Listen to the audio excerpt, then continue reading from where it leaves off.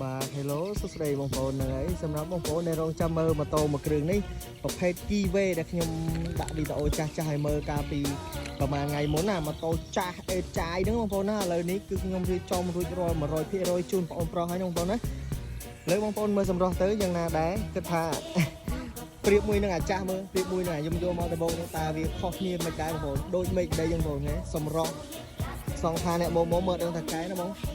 អើយតាក់ទងមួយឆ្អឹងតាក់ទងមួយក្អៅគឺខ្ញុំទៅរៀបឲ្យត្រូវភ្នែហើយទៅនេះជូនការជីធ្លាក់ក៏លុកឬក៏ដួលឬក៏អត់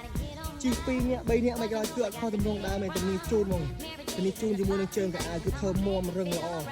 ហើយបងមើលសម្រស់មើលហ្នឹងហើយបងមើលសម្រស់មកជុំទៅហើយវាសាកសមបណ្ណាដែរបងណាម៉ូតូនេះដើមឡើយអេតចាយលក់បានប្រហែល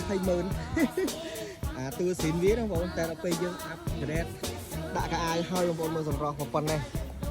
ឧទាហរណ៍បើលក់មើលបងប្អូន800ខ្ញុំប៉ុណ្ណាមិនយកទេម៉ូតូប៉ុណ្ណេះតែនេះខ្ញុំចេះតែនិយាយតម្លៃដោយសារម៉ូតូរបស់ម្ចាស់គេតម្លាក់មកឲ្យតម្លៃនេះបងប្អូនណាហើយប្រភេទមួយគ្រឿងនេះខ្ញុំអត់សូវដឹងម៉ាកអីច្បាស់ទេដឹងតែអត់សូវដឹងសេរីអីទេដឹងតែម៉ាកម៉ាស៊ីន Kiwi ម៉ាក Kiwi ប្រហែលជារបស់កូរ៉េតែម៉ាស៊ីនក៏ស្អាតដែរកម្លាំងខ្លាំងដែរហើយពេលដែលយើងទៅឡើងចេញជាម៉ូតូចេះមកបងប្អូនអើយ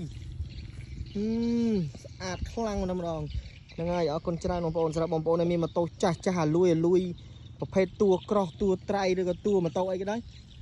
ដកតែ winner ដកតែអីចេញអស់ហ្នឹងបាក់តម្លៃដោយសារវាចំណាយលុយច្រើនហ្នឹងហើយ